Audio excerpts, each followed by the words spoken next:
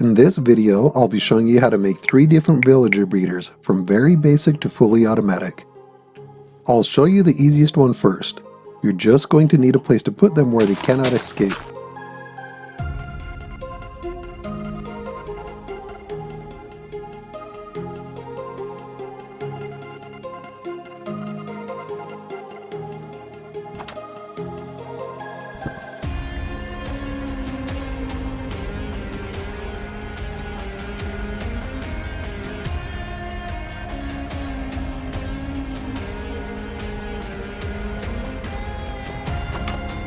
I better not get this guy. Nobody likes him.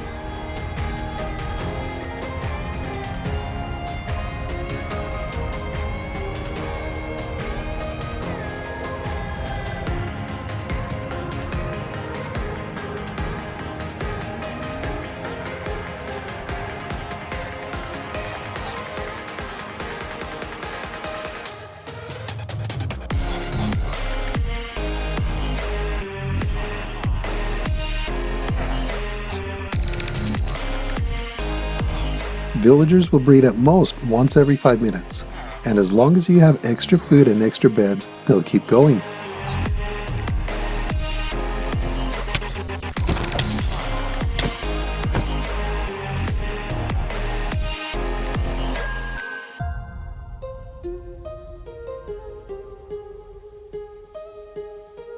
The next villager breeder is a little bit more complicated, but it's still easy. Here are some of the items that you'll need. You will also need your choice of these.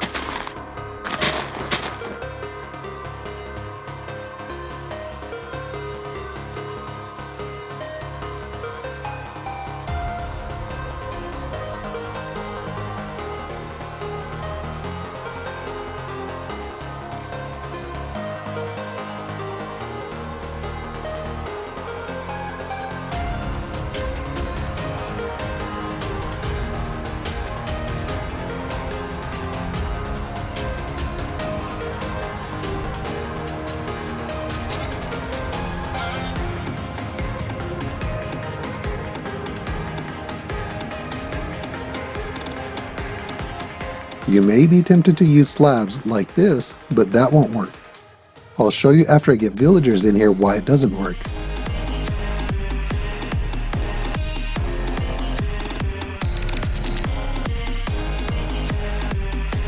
Hey, dude, I have a quest for you.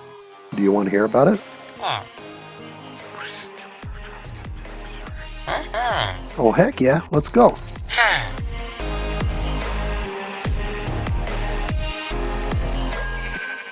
Did that guy steal your bed? No wonder nobody likes him.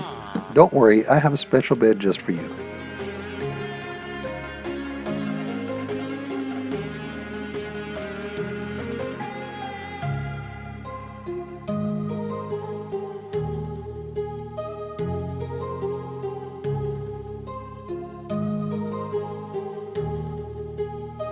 Whenever you're ready to feed them, build up temporary stairs and toss food to the side or in front of the villagers. If you toss the food right on top of them, it might fall to the ground below. As you can see, they're trying to share the food, but for some reason the slabs here are interfering with the process. I'll need to swap out the slabs.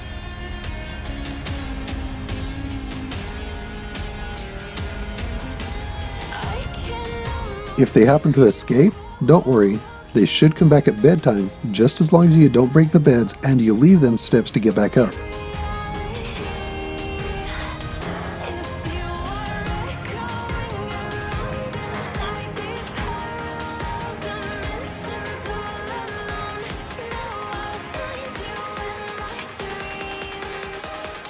When a new villager is made, it'll fall off the fence post. You can see that it takes some damage when it lands, so if you want to be nice to them, you can give them a pool of water to land in.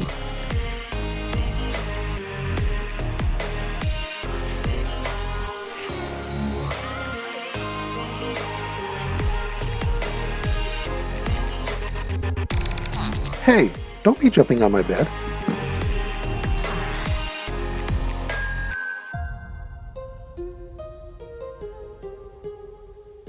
In the first design, you'll only get as many villagers as there are beds.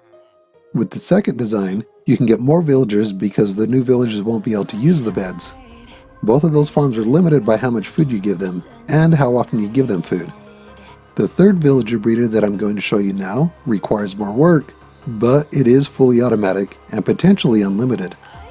I recommend building a structure up off the ground for it, but for this video I'm going to be taking it down into the ground, just so that I can show you how to make it with as few supplies as necessary. That was unexpected, but I think that I'll be able to actually use this cave in a little bit.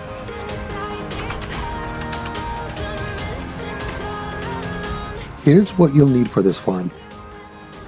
And here's what I recommend. The number of other building blocks and temporary blocks that you'll need will depend on your building design, if you use a building.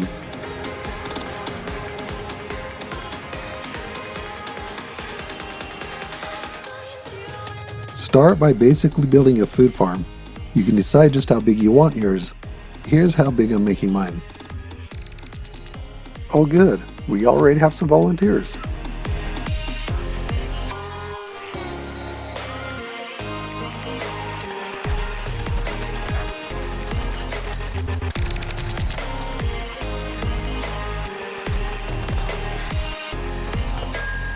If you don't have enough food to plant the whole farm, that's fine.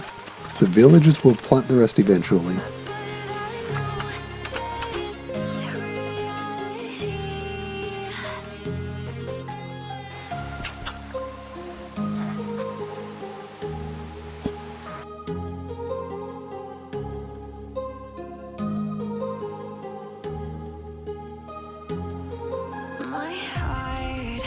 Now we need to create a bed trap for the baby villagers.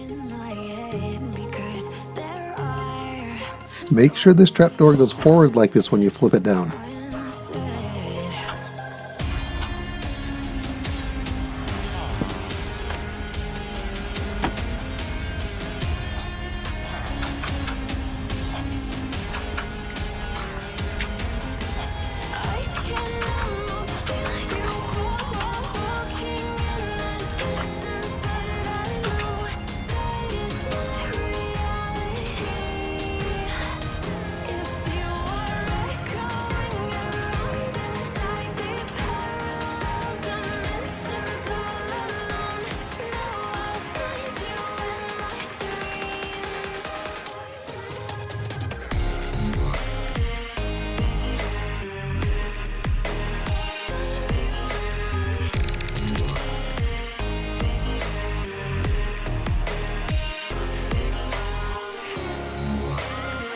That kid thinks he's at the park and that this is a ride.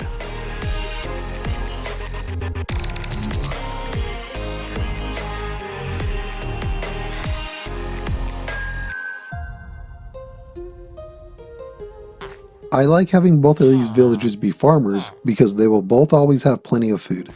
I recommend trading with both of them just to make sure that they stay farmers.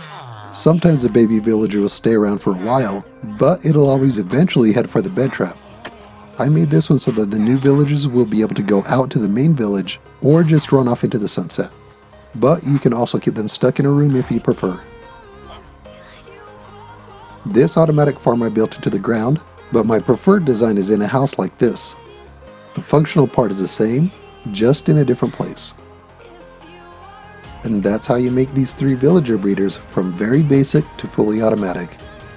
If you have any tips to share or other farms you'd like to see me build, please leave a comment and let me know. Thank you for watching.